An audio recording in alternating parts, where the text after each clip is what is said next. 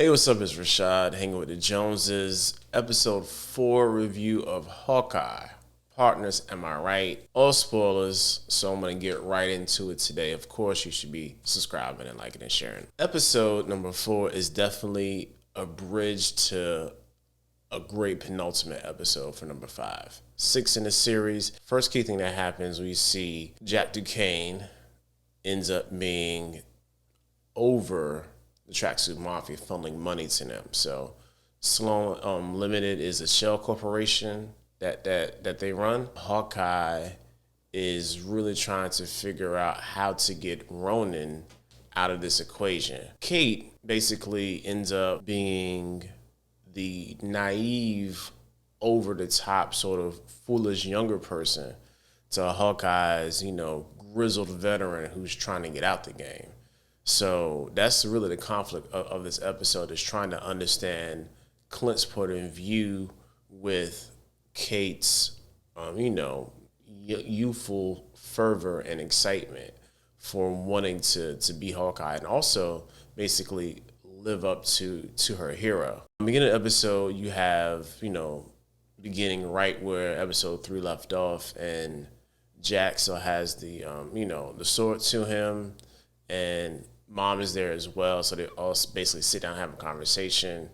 And Kate's mom's like, look, you gotta get out of here. This ain't gonna work. Leave my daughter alone. I need my daughter to be alive. The whole parental thing.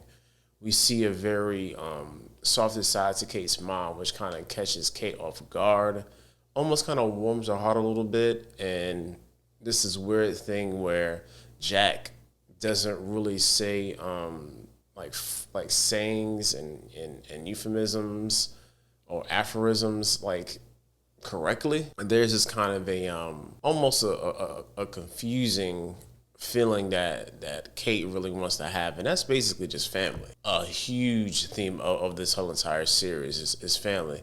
Kate wants to have family with her mom, not really Jack. Clint wants to go home to his family.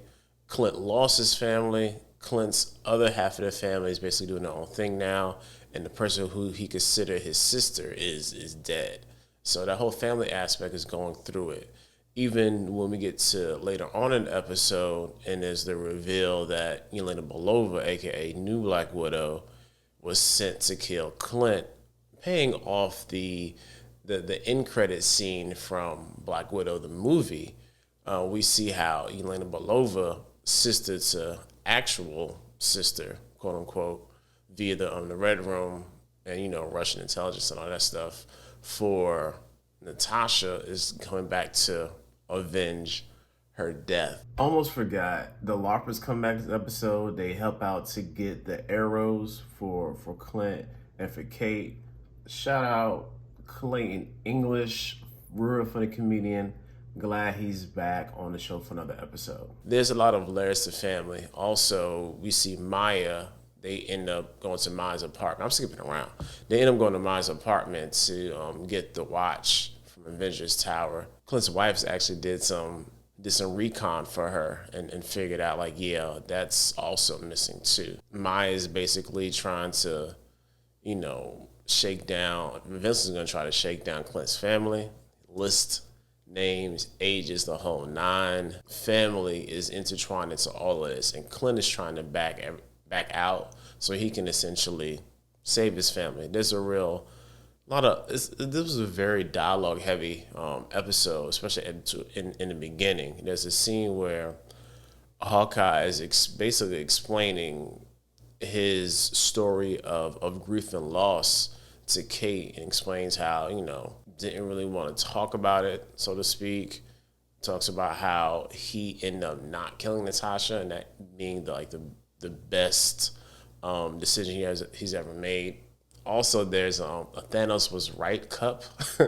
So I know people already on that merch. Of course, she figures out that he's Ronin. He's just trying to, clear his quote unquote name and get his old past life and his new life, not to merge and get anybody else hurt. And even towards the end of the episode, when he basically tells look, somebody sent the Black Widow to come kill me. It's time for you to go home. And she, in her naivete, is like just shocked and almost, indignant about like, nah, I'm gonna be helping you. So it's really interesting to see how they have Kate playing the rookie to the vet, so to speak. And she's doing a really good job of being annoying, yet competent, but still not knowing what's going on. And I'm glad that she's just not totally figured everything out. And she's also not being like a bumbling buffoon about stuff too. So the writers have struck a really good chord with that. And I'm glad because this type of role that she's playing can get annoying really quickly depending on how it's written and how it's being directed. But yeah, there's enough of warmth to her character that you slightly empathize with her.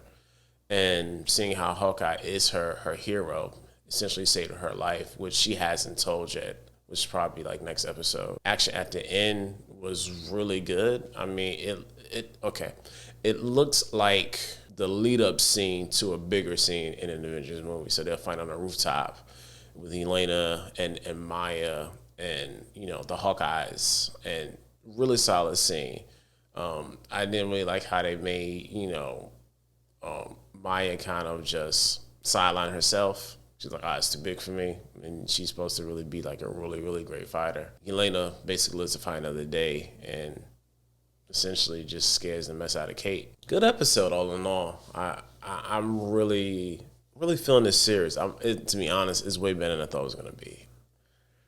I didn't know that they were really going to delve. Even had a montage where we was like really delving into Hawkeye's whole basically origin story into Ronin, and had a couple of like Ronin flashbacks. So it's good to see us actually kind of get into that part of his life during that the 5 years during the blip. So good episode. That's all I got today. Of course, I'll be back next Wednesday. Episode 5 review coming up.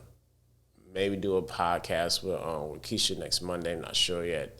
Holidays and everything is really running thin over here. Also, after next Wednesday, Thursday night, we will have our review up for Spider-Man Far From Home.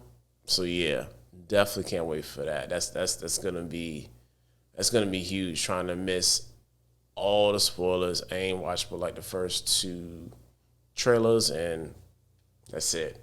But yeah, that's all I got for today.